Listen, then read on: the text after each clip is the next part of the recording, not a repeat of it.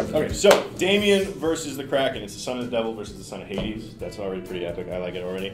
But here's how I see the Kraken. He's essentially a natural disaster. All right, he gets released by Academy Award nominee Liam Neeson. He trundles ashore, destroys everything.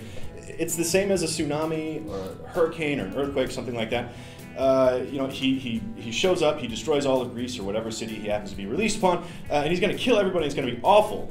But you know what happens after disasters like that is Brad Pitt and all his buddies get together and they do like raise awareness, and the Red Cross sends a bunch of food and a bunch of cash, you know. So I mean, it's awful, but that's the kind of thing that actually galvanizes us, you know. So like this whole city gets destroyed, sure, but you know, hey, we're gonna like everybody remember the Kraken, you know.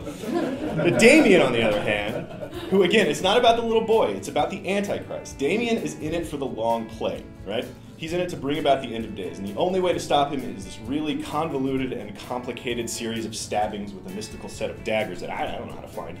But the other thing about the Antichrist being in the world in the form of this creepy little kid in short pants is that evil everywhere is sort of more active. Like the priest in the First Omen. He's got the Rottweilers, of course, who are running around working for him.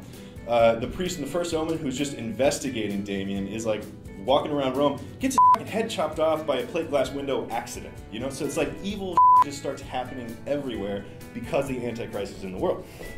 So Damien isn't just limited to where Zeus tells him to go. The evil incarnate in Damien, the Antichrist, can get you anywhere, and that includes you, the Kraken. So when the Kraken waves ashore, worst case scenario, Kanye ends up saying something crazy about how the president hates black people or something like that. But you know what? By then, Damien, who is now played by Sam Neill, is gonna be the president because he's in it for the long haul. Kraken is short-term destruction. Damien is gonna be president, and that's how he ruins things. Where to begin? The Kraken, as pointed out by my opponent, and Damien are actually both basically children of Satan, since Hades, Lord of the Dead, and Satan are the same guy. Now, the only real argument I think that he made was that random evil happens when Damien is around. But that random evil is not random. That is Satan actually acting on behalf of his son. But the Kraken and Damien are both children of Satan, so he's not going to take sides. This is where he's going to step back and say, hey, let these two, you know, my kids, fight it out. It's a shame when kids fight, but they're gonna. As far as the disaster stuff, I don't have to address that because it didn't make any sense. We know that Damien is not a physical fighter. The Kraken is a brute force kind of dude. Now we know if you kill Damien, that doesn't mean that you kill his soul. So the Kraken, every time they fight, the Kraken would kill him and Damien would come back. But we know that the Kraken has basically never been defeated except by Perseus. I don't think that the Kraken would fall for the old Gorgon head bit again. I think he'd probably look away. Last time he was lusting for human flesh. I want to make one last point. The way that you kill Damien is with the 7 daggers of Megiddo. Who better to grasp the 7 daggers than a monster with many tentacles? He can grab Damien. According to maritime law and ancient custom, a ship's deck is a church, and the capstan is an altar. Placing Damien on the altar, using his other tentacles to grasp the 7 daggers, strike them into his heart, devour him, eat his soul, and be almighty, and probably take over Satan, his father, and he's just gonna, that's it. Brad Pitt. But you have 30 seconds. Well, I didn't realize I was gonna piss him off so much. That was crazy. So I feel like the biggest argument he made was like, I mean, it's gonna be a draw. They're both children of Satan.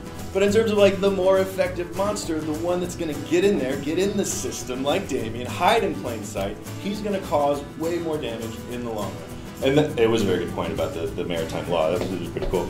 But the Kraken's huge, and you're telling me he's got little arms that are going to grab these little daggers and stab a little boy? Like, no, that's insane. You both made excellent arguments. I'd hate to be against either the Kraken or Damien, and I want that day to come when they do make the final 10th sequel direct-to-video where they're pitted against each other, and we get to see the on-sea 7 daggers ships thing. But that won't be anybody's favorite sequel. It'll just be. But I think that Damien took the day because of his generalized evil, but without taking anything away from the Kraken or your fantastic argument for it. All right, so Damien moves on. Well fought, sir. Well fought. See you at the family reunion.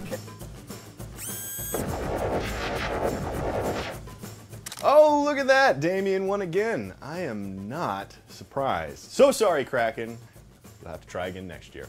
Let us know what you think in the comments down below. Check out the links in the description. Come back for more Monster Madness and more Cinefix.